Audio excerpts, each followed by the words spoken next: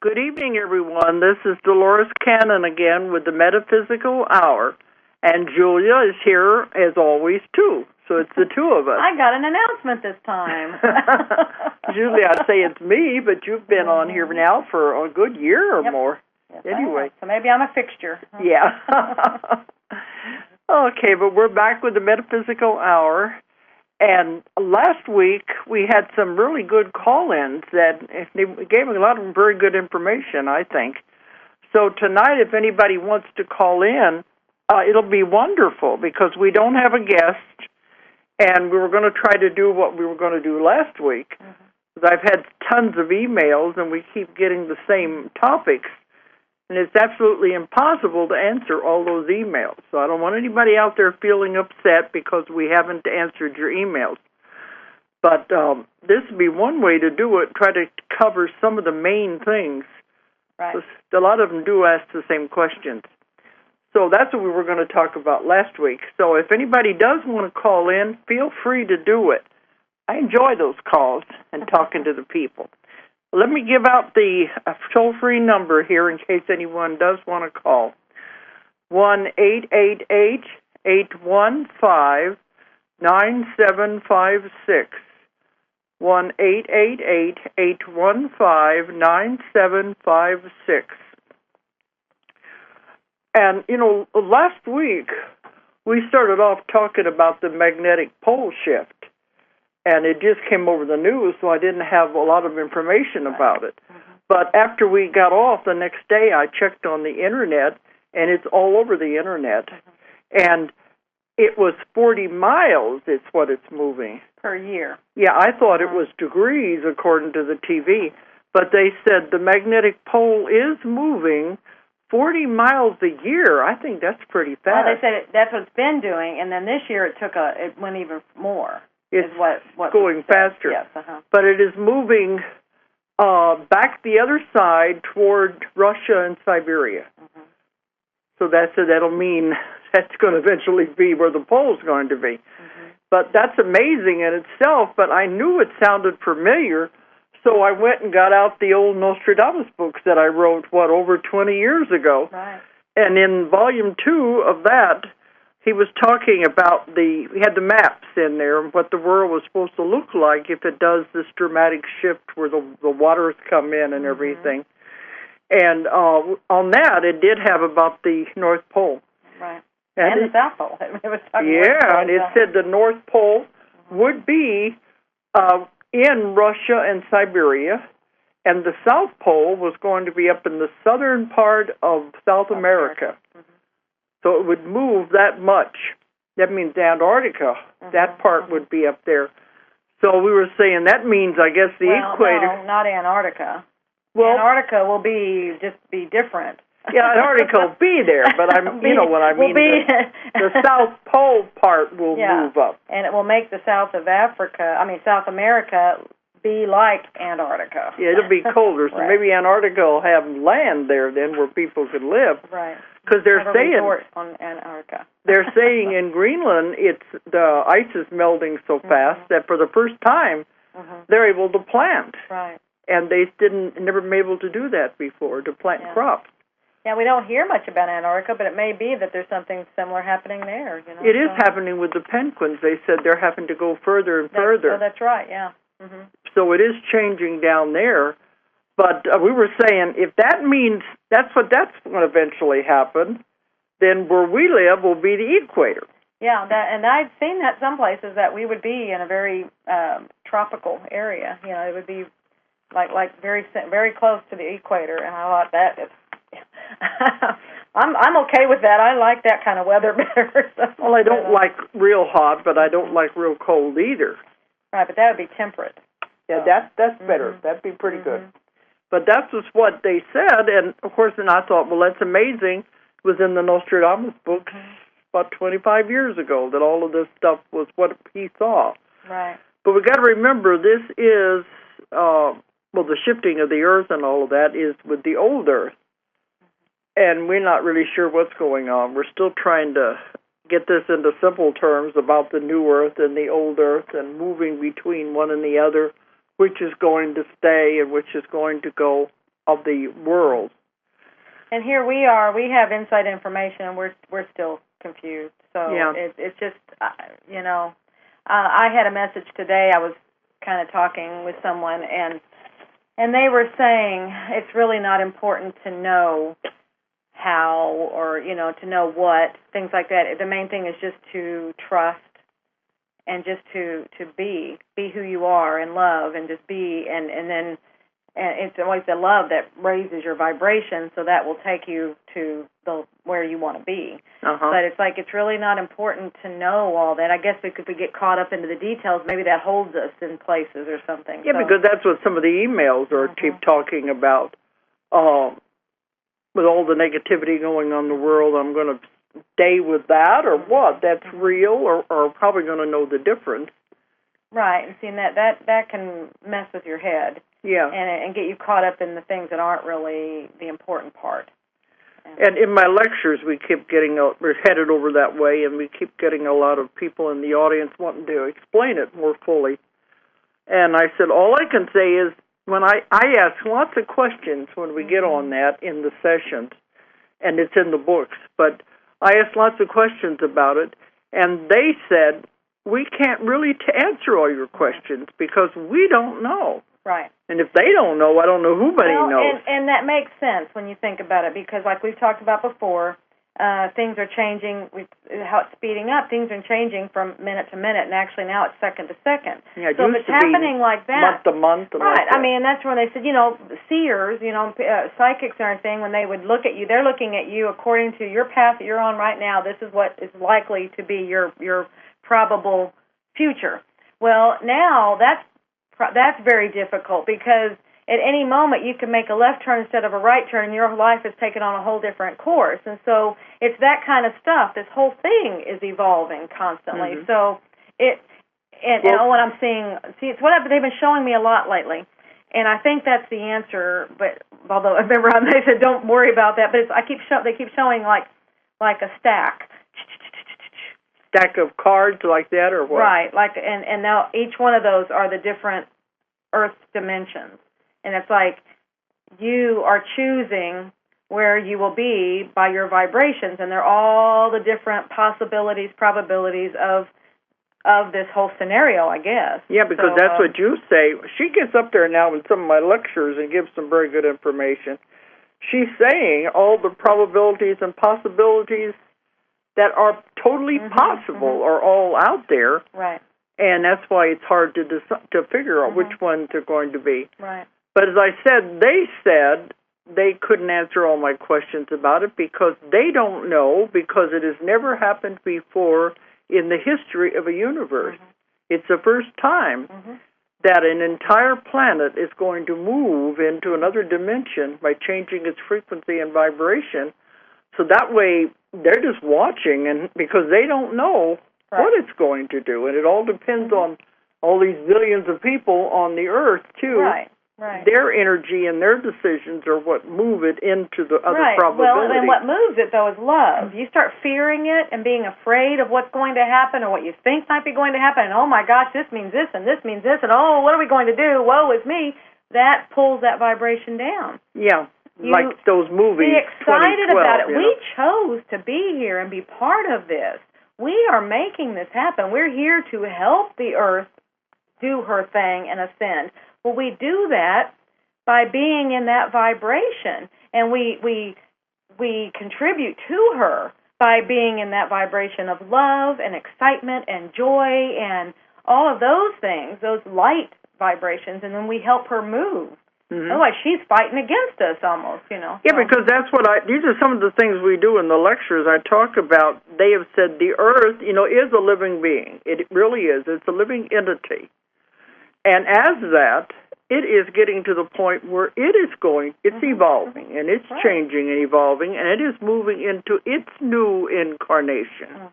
Just like people, it just took it a lot longer because its lifespan is a whole lot longer. But it has decided to evolve and move into another incarnation, and it'll do it regardless. Well, and she's done all this in cooperation. You know, we've all been living together in cooperation, and, I mean, she's allowed us to be here. Yeah. And this is now something she is doing also in cooperation. But again, like you said, doesn't care. She's going to do it one way or the other, whether we're here or not. Yeah, and they said she doesn't really care if the human race goes with her or not, because she's allowed us to live with her, and we're really the way we've been hurting the earth. It's like fleas on a dog, and she would just as soon shake us off. And that's part of this wake-up process is, this is our home. This is our wonderful earth that has been working with us, and yeah, I mean, let's be kind to her, and we're all doing this together. Let's help each other do this. So. Yeah, it's in one of I'm working on 3 more new books, and in one of them it was talking about whenever life was first put on Earth, it had to do it with agreement with the entity called the Earth. It couldn't have happened otherwise. The Earth had to agree to share itself with another life form. Well, that makes sense. And that was why they had to choose something that would be compatible, and we were the ones. Of course, it evolved over a long period of time. Otherwise, the Earth had to be agreeable to sharing its energy with another life form, and that's why we're here. So it's definitely going to move into another incarnation, another dimension. And if we want to go with it, of course, we're going to have to make some changes. Yeah, well, that's what I say. That's where it's a cooperative thing, and you one, treat her better, and then 2, you raise your vibrations, and that in turn affects everyone around you, and it also affects her. It helps her to raise her vibration. So that's why there is definitely we have a lot of discussion about this, because they keep talking about 2 Earths, where one stays in the old dimension. This is the one where all the negativity and all the disasters and all those things are happening, where the other one shifts into the other dimension. Yeah, but a lot of those things have to happen to shift. So when the energies do their things, and when we go through shifting, what does your body feel like? Oh, you can tell the difference now. Okay, exactly. It kind of goes through some little earthquakes, doesn't it? It kind of goes. Well, that's what the Earth is doing as her energy is shifting. She's going through these things and stuff. So it's just the same kind of a thing. It's just on a bigger scale because it's a bigger entity. So it's no different. But she's going to have those things happening as she is lightening her load, as she is raising her vibration. So I don't know that it's all just that's old Earth, new Earth. I think that's just evidence of Earth is shifting. So, but if we want to go with it, we'll move into the new Earth. Right. Exactly. We work with her, and we lighten our load, and they have said that the ones who will stay, some will be left behind, just like the Bible says that some will be left behind, and not a very good way to put it. But the ones who will stay with the old Earth are those who are stuck in negativity, and they don't realize anything is happening, and they have no intention of changing. And they said, that's all right, that's fine. They're where they're supposed to be. Yeah, it has nothing to do with I'm better than you, or I'm more advanced than you, or hey, I'm smarter than you, or I'm more with it. It's nothing to do with that. We're all on this one path for learning more and having experiences. And that is just that soul's choice to go that route to the destination rather than this route. It's just they're different ones. We want different experiences. They are where they're supposed to be. And eventually they said, well, you'll all get there. Absolutely. Doesn't make any difference. But that's why it doesn't do any good to try to, and that's what we were talking about last week with that other caller. You're not supposed to try to convince anyone. You're not supposed to try to convert anyone and browbeat them into changing, because that's not what it's all about. Well, no, it's you live your belief. You live what you believe, and it will have the effect on everybody around you just by you doing that. You be you. You be true to yourself. You walk your talk. You live your life. You know who you are, and you live who you are, and that affects everybody. And that is how you if they come and ask you questions, fine. Then you can actually say something. But otherwise, just live your truth. That's what I tell people. Don't push it on anyone, and that's just what they have said. You'll just overwhelm them. They won't understand, and they'll become angry, and they won't want to listen to you. Right. So they said, just you don't have to even tell them, like Julia said. But if they do come to you and begin to ask questions, then we have the answers. Well, you have as many answers as you have. Yeah. I mean, none of us have all of them, but that's okay. I mean, that's what they say, when the student is ready, the teacher will appear. And if they come asking you questions, then okay, maybe you have some of their information. So, but there again, you still just do dropping the little drop the crumbs, and well, that was what they said, that the ones who stay, they will stay with what they have created. So here it goes again with what you create. If they have created a world of negativity, and that they're happy in that, and they don't want to change, that's their world. That's their earth. Well, that's at this their point, world. they don't know any different, probably. I mean, it's a soul choice, but through those experiences, they come to understand that, because that's where we all were in that. Every one of us were in this, oh my God, and then you finally go, that's enough. You finally start going, that's enough. I can do something about this. And then you start realizing I have the reins here. So it's a process, and you never would know that if you didn't go through these other things. So they're just in this stage of their development. So that's all. And that's what we keep telling people, too. You are the master of your own life. You are the master of your world, and you create the world that you live in. You have total power. You are a powerful, powerful being. We are great and powerful beings. And if you don't like what's going on in your life, you can change it. People say, I have clients all the time that are coming to me, I'm trapped. I can't get out of this situation, So many of them want to kill themselves and get out because they said it's just not worth being here. But you've got to remember, you set it up, you created it.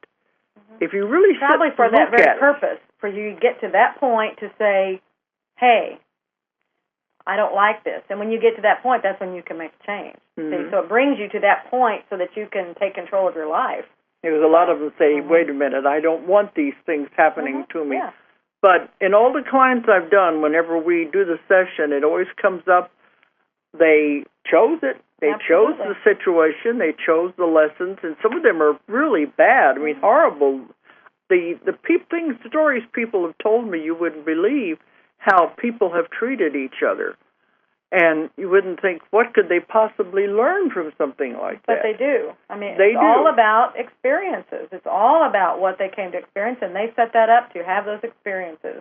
And to learn from. So, of course, when you're in the middle of it, you can't see it because. No, but how many times? I mean, those people that those things have happened to. I'm not saying it's okay to have those things. I mean, we're not endorsing any of this stuff. No, it's not right for people to hurt each other. It's not, and it's not okay. But look how strong. I mean, when you have that on you, and then you finally push it back and say no more. Look what it did for you.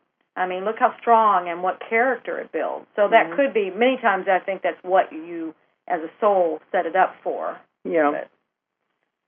And we've also found you do make contracts with these people to come into your life so they can be there to teach you something. Sometimes they say you're really your best friend on the other side. Yeah, I had a hard time with that one. I understood it, but the people that I've had in those positions, I mean, you really do. It's easier to go to a neutral place than to go to that must be a friend place, because it's really hard to get those kind of feelings. Yeah, and we've all had bad things happen in our lives. Everybody does. That's what life is all about. And some people have a lot more horrible experiences than others. But when I'm doing a lecture, I always say, did you learn anything from it? If they really sit down and look at it, did they learn anything? Did that person in their life teach them anything? They're not looking at that. All they're looking at is how much they hate them, how much how horrible their lives are, without really saying, okay, now what did I learn from that? And the people that tell me, well, I didn't learn anything, well, guess what? You're going to have to go through the experience again, because you haven't got the lesson. Until somebody can tell you like that, when you to ask them. Well, see, when you've done that to them, like, what did you learn? You're making them pull back and look at it from a different perspective. And it could be just that question alone. Up until that point, they may not have thought they learned anything, but that's getting them to start looking at it again. And it could save them from having to keep repeating this pattern to learn. As soon as you pull yourself back and start looking for the lesson, well, then there you're on a different track now. Because then you're not in the victim mode anymore. Right. You don't. Yeah, you just have to pull yourself back, and some people may have to pull themselves way back to get to that point of perspective. But whatever it takes, you will see it. You know, that puts you in a completely different place and on a different path once you do that. Mm-hmm. I had a thought there, and it went out of my head. It'll come back anyway. There's so much about this. Mm-hmm. But that's what I spend so much time talking to people about. You know, they tell me all the things, because I have to know about them before we're going to have a successful session. Right. And there's no judging. Mm-hmm. You can't judge because you don't know what you would be in the same position. Right. I know what I was going to say. Is that one way we can tell if you haven't learned or not is you draw the same situation to you again and again. That's the victim mode, too. Right. But like I said, if you'll pull yourself back and look at it from a different perspective, that immediately shifts it into a different gear so that you have probably already stopped it by that point, just by doing that. Well, for example, I have clients who've had horrible childhood where they've been sexually molested. There's a color, and they have been beaten. Mm-hmm. And then what happens? They get out of that as fast as they can. They jump right into a marriage where the husband is treating them the same way. Right. That means they have not got that lesson. Right. Okay, nobody there? Yes. Okay, yeah, go ahead. I had a question. Last week you brought up Cryon, and I've looked Cryon up and listened to a couple of his channelings, and I was just wondering if you've ever had any interaction with I'll call it the they, that you call them, and if they've ever said anything about Cryon. I've never asked. Mm-mm. But you read the Cryon more than I have. I just read the books. I have not ever seen them in person. I've just read probably about half of their books. Who do they claim Cryon is? It's like a collective. Is it's it? A they, yeah. That's my understanding of it. And when I was reading it, it just resonated to me. It resonated with the same material. So, are you finding that, or are you questioning that? No, I'm resonating with Cryon. I guess I was just interested if they have said anything like that he. I don't know. I don't want to say it like this, but is he less than they or in the same realm? And if you know, have you read any of the Esther Hicks, Abraham material? Yeah. Okay, well, see, and I had a problem because she kept calling it Abraham, and I was like, well, it's not an entity, it's not a single thing. And then I saw one of her talks where she says, she explained them, and it's almost the same definition that Dolores gives for they, and I'm like, okay, you're talking to the same people. Well, I think that's probably what Cryon, because when I was reading material, it kind of has that feel to it. So I think it's the same layer of information, the same place of information. Well, being human beings, we have to put a name on things. We always have to label things.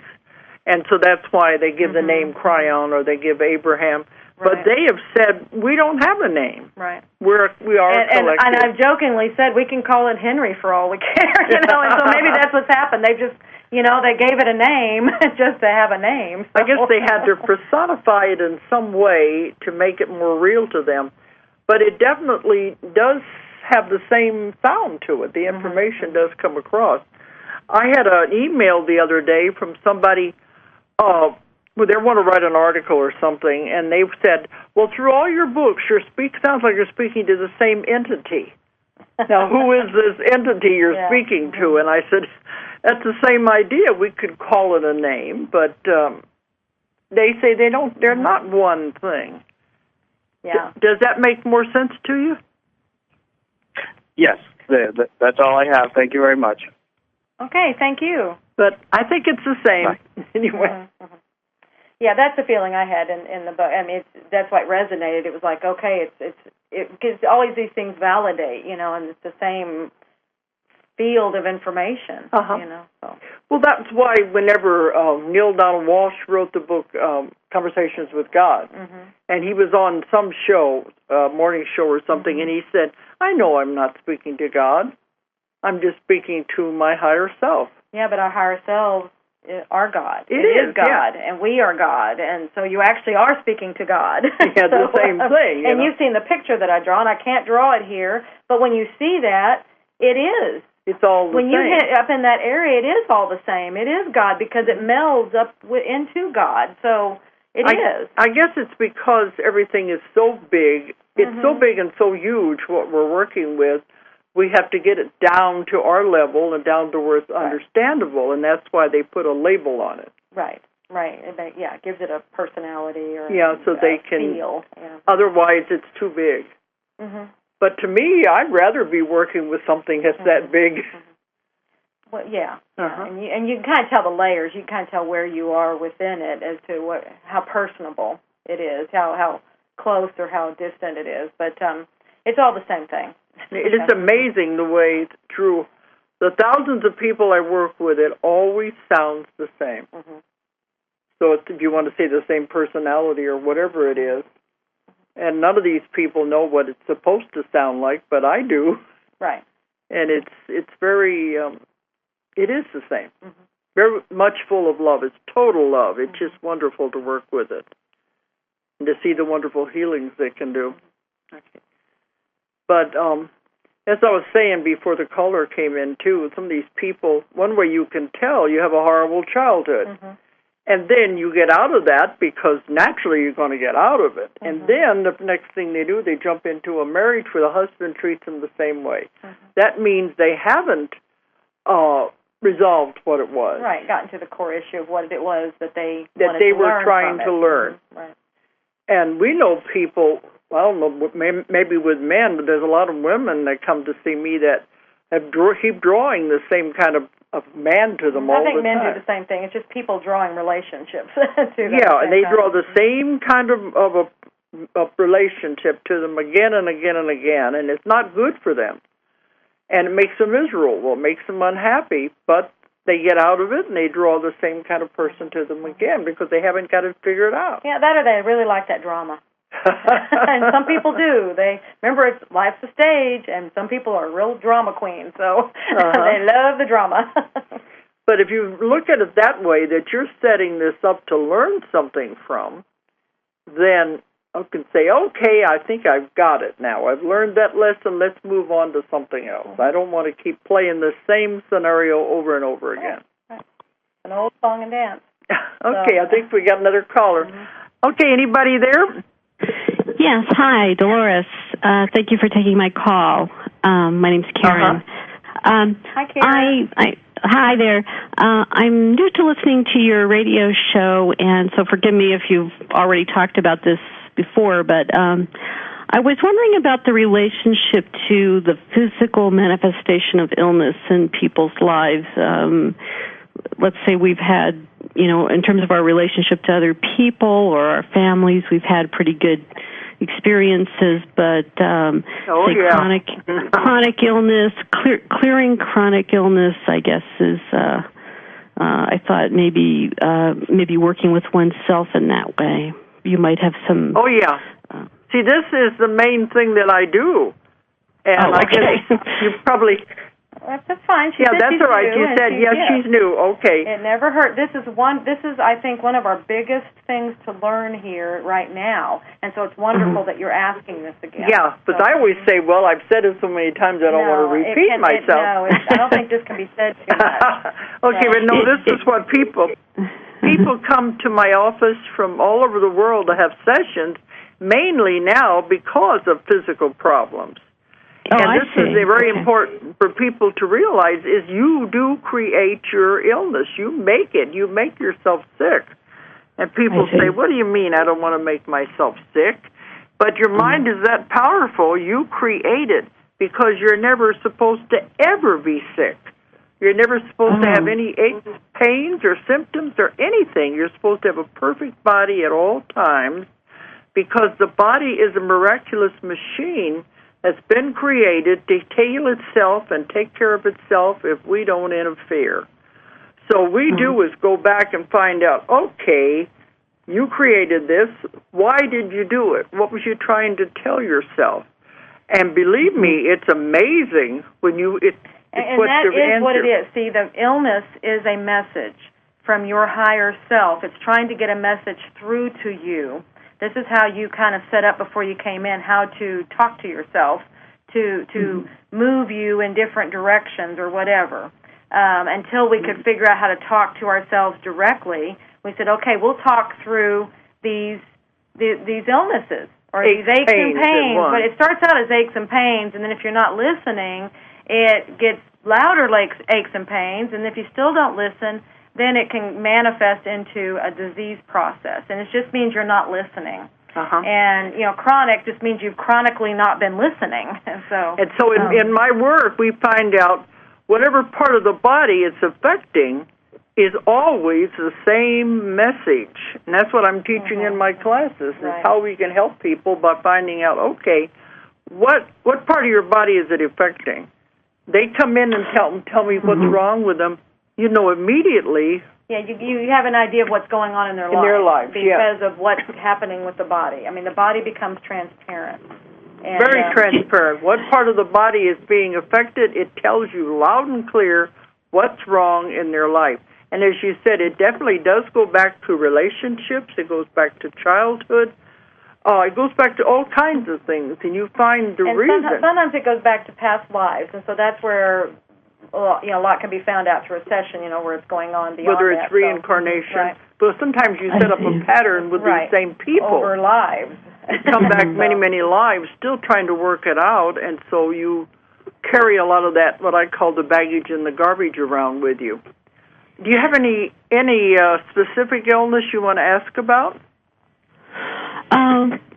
Well, yeah, I was thinking more about fibromyalgia-like symptoms and lupus, those kinds of sort of full body, pain symptoms. And I was wondering if you taught a system where people can, sort of self-hypnotize or work with themselves, or if they actually do have to be in session. Is there a way for us to work with ourselves to clear these things? Yeah, the main thing is just becoming in tune with yourself. And we always say, okay, guys, what are you trying to tell me? And that's like the big, he says, what is it you want me to know? What are you trying to tell me? Because it is yourself, which we'll call guys or they, whatever, it's just your higher part, is trying to deliver a message, is trying to tell you something. So, like we said earlier, if you can pull yourself back and look at it from a different perspective, asking that question does the same thing. What are you trying to tell me? What do you want me to know? What am I not seeing here? See, that moves you into a different place, a place of more objectivity, so you can look at it, and you look, okay, and then like you said, the parts of the body, and they're really literal. That's why the body becomes so transparent. Okay, fibromyalgia, aches and pains all over the body, mainly joints, correct? Right. Yeah, joints are your flexibility. Yeah.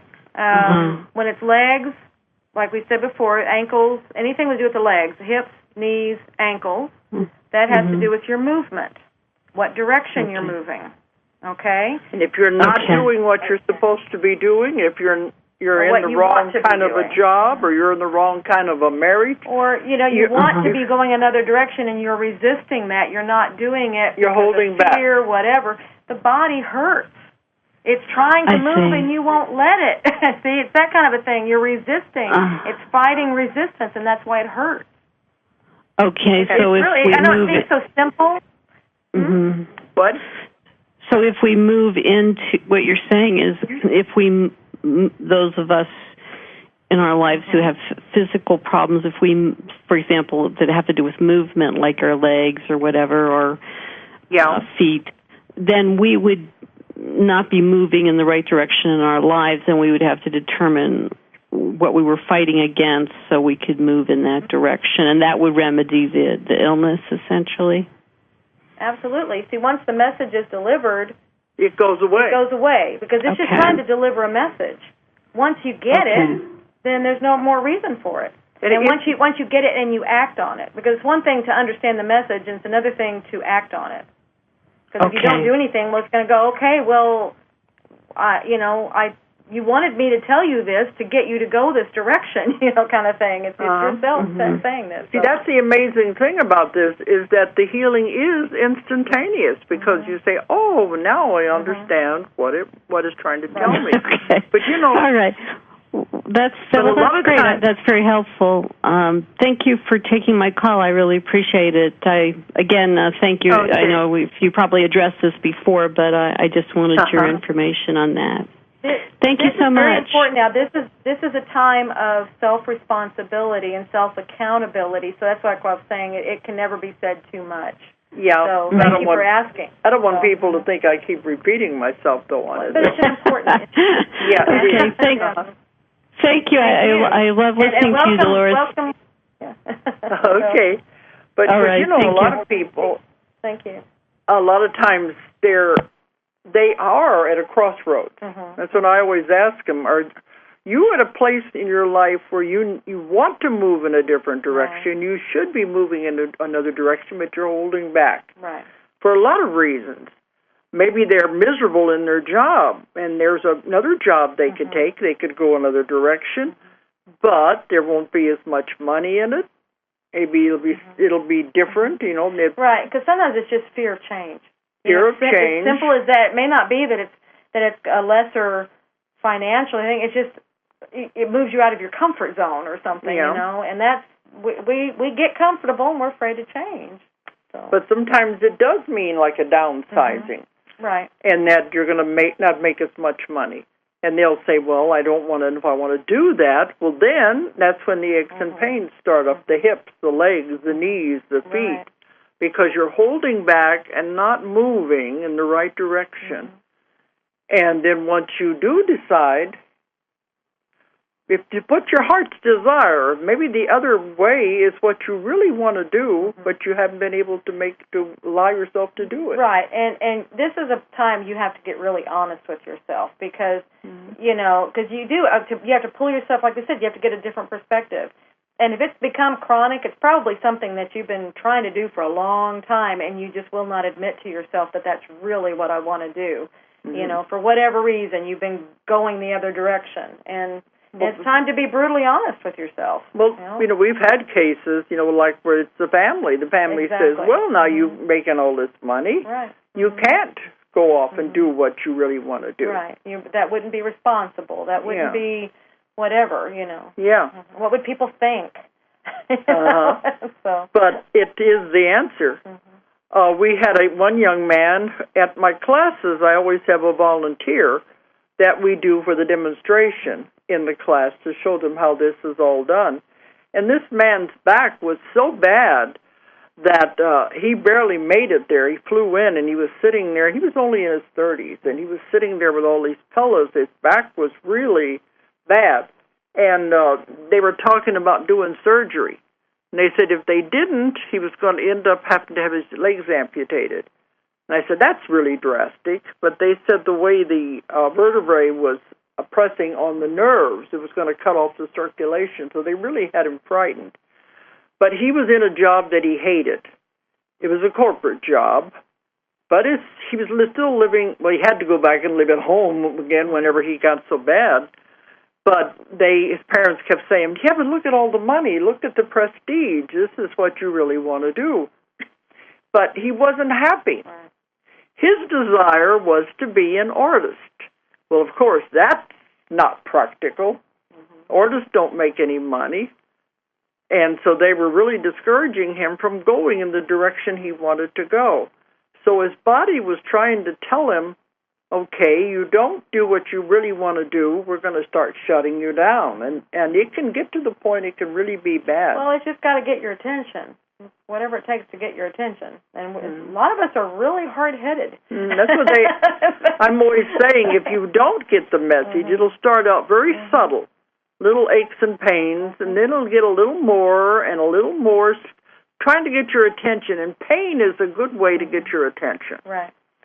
And it'll really get your attention. Yeah, it will. And if you don't get it, then a little more pain and a little more pain.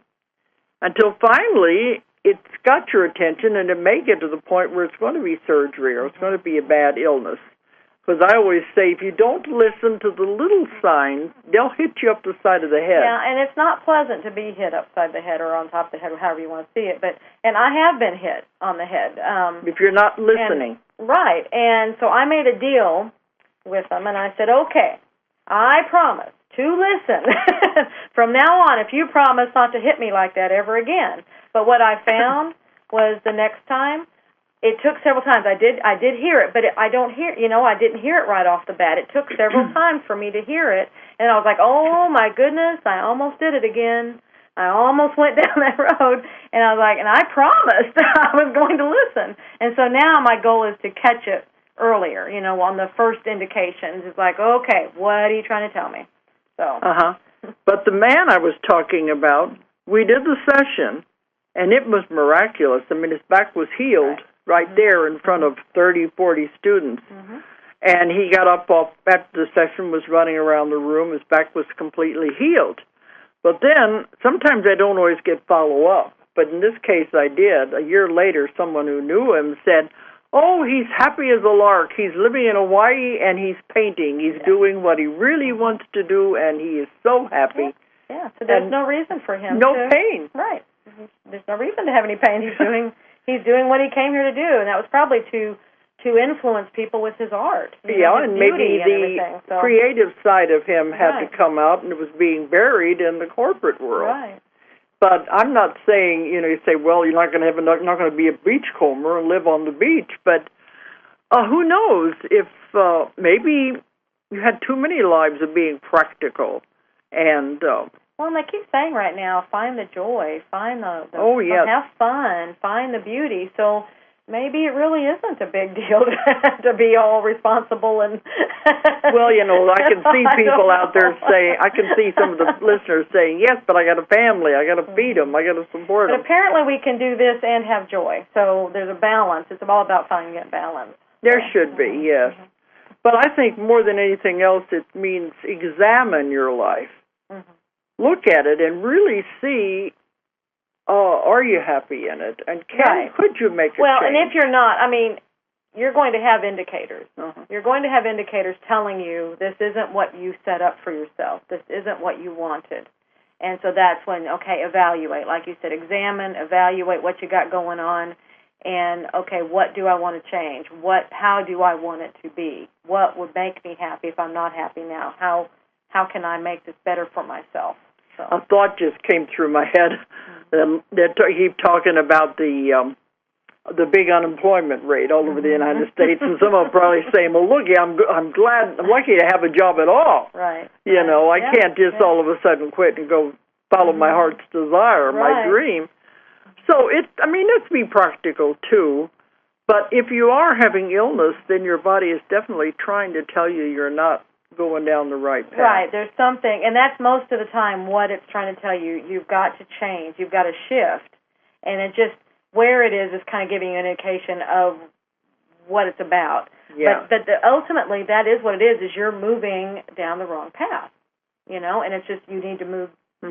So, shift gears. I don't want to make people think, I got to move or something. It's just your body it doesn't mean to move locations, although sometimes it does. It is, right. But you know that. And if the person's, as I said, be brutally honest. If you're really honest with yourself, you do know. It's easier to say, I don't know. And I read a long time ago, they said, if you keep saying, I don't know, it means you really do know. You just don't want to do what you have to do to make what you want to do, what you want to be. So. But I'm just thinking of people emailing me and saying, well, I did what you told me to do, and now I don't have any money, and I'm out of work. Well, remember, the universe, that's the thing. We got trust. The universe always says, I will provide. Yep. So, and I know that's hard. If somebody's sitting there without a job and everything, we have to take responsibility for where we are. And what are you learning from that? A lot of people have come into those situations and then created themselves empires. Oh, yeah. Because of that. And they never would have done that if they would have kept their cushy little corporate job, So that's what I'm saying. These situations create dynamos out of us. Well, they look back and they'll say, when I was going on, I was miserable. I thought the world was coming into an end. Right. I said the world turned all of a sudden upside down, and it was horrible. But then I looked back on it, it was the biggest thing that ever happened. Yeah, usually your biggest spiritual growth, your biggest all kinds of growth happened during that time. So, the dark night of the soul. Absolutely, absolutely. And if you can just get through it, and then you never know. They always say one door closes, another door opens, and you don't know what's behind that other door. Right. And it can be a huge opportunity. But later on, a lot of people have told me that. They'll look back and they'll say, if it hadn't been for that one person or that one thing in my life, I would have gone a different direction. Absolutely.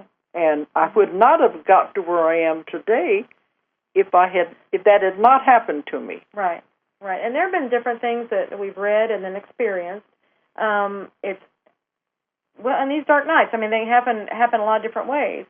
One of the ways is you lose everything that you have. Oh, yeah. And one of the reasons for that happening is to understand who you truly are and what you really need, but it really is to understand who you are. Because you take away all the stuff that you identify yourself with, and you realize none of that is who I really am. It comes down to, it all leaves, and all what you still have left is what is really you, and that's you. They can take everything, but they can never take you.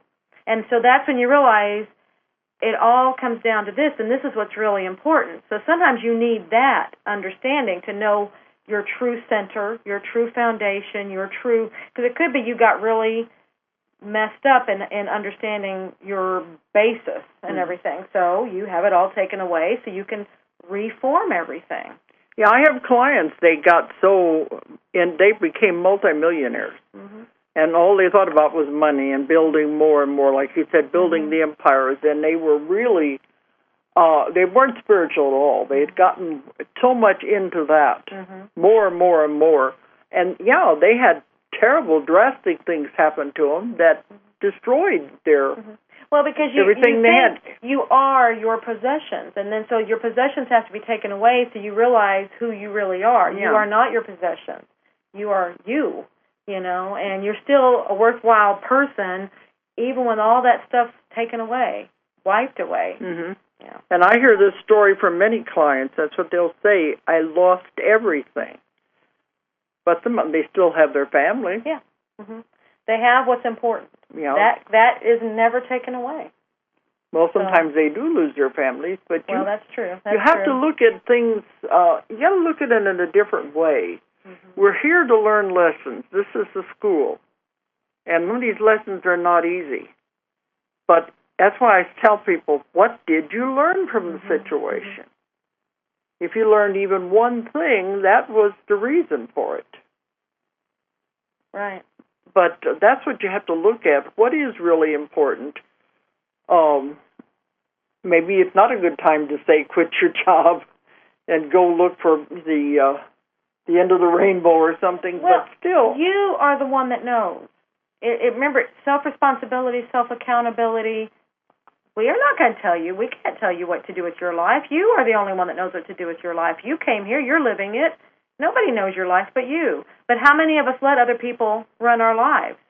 How many of us are in the passenger seats or even in the back seats of our lives? We are the drivers. Get back in the driver's seat. Take responsibility for your life.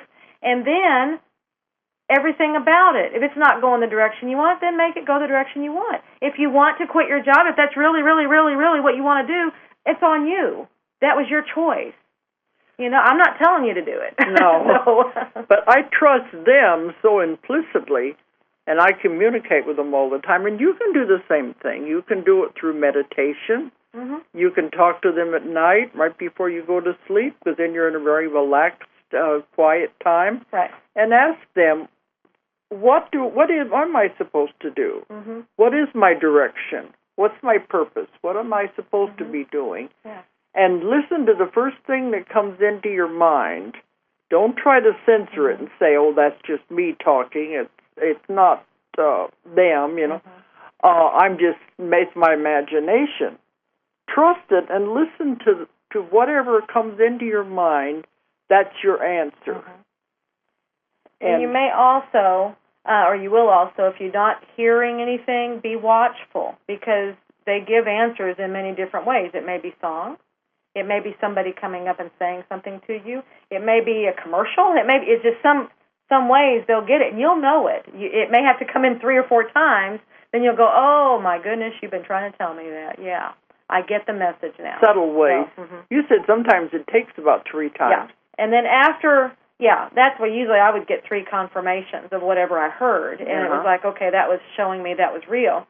And sometimes it takes 3 times just to get where you get your attention. And then after that, I think you get to where once you understand the process and you trust the process, then you grab it faster. It may not take 3, 4, 5 times to get it. You might get it on the 2nd time or the 3rd time. So. But if you start paying attention, if you put it out there, they are there to help you. They love to help you, but they can't interfere. That's against the rules.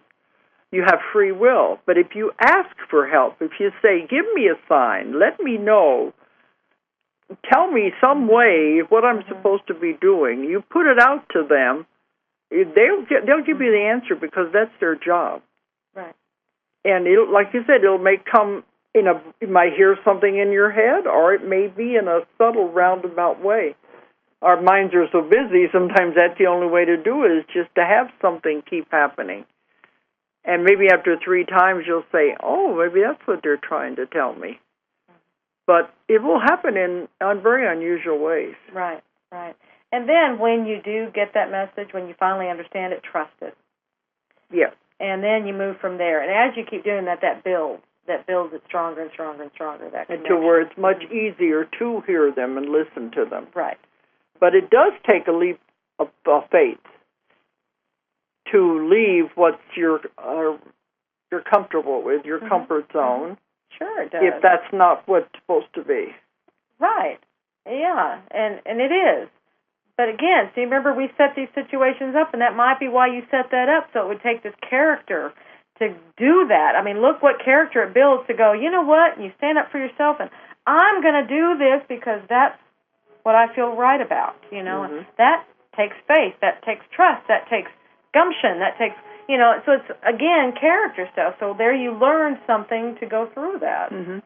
Well, I know in one of my sessions, it's one that I use as a demonstration for the part of the class, the woman had a terrible childhood.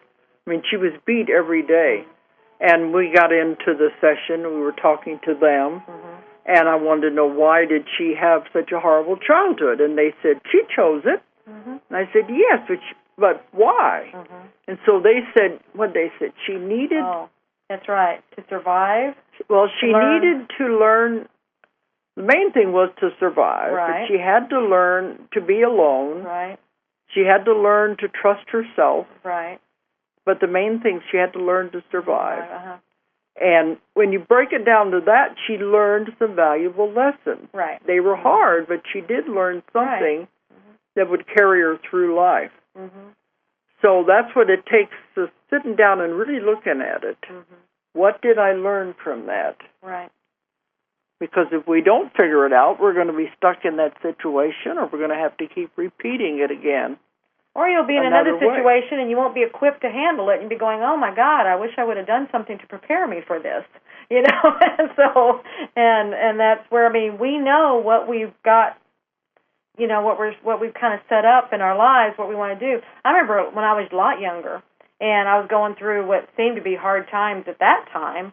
Now looking back, they were cakewalks, but, at that time it was like, I kept hearing these motivational talks, and they said, and there's that saying, what doesn't kill me makes me stronger, and all these things are just building my character, and anytime you go through tough times, and I kept thinking, rather than me going, I'm getting stronger, which I did do, my other part was going, what am I needing to get stronger for? What's coming? It was kind of like going, what am I being prepared for? It's a good thing you didn't know at that time. Exactly. There's a lot of times in my life I've said, boy, I'm sure glad I didn't know what was coming up. Yeah. That's why sometimes it's not good to know the future. Right. Because you don't really know. Well, and part of that element, I think, is you go in,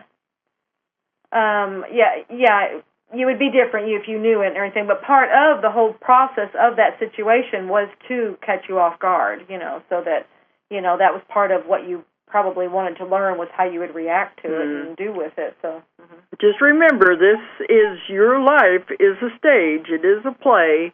You're the writer, director, producer.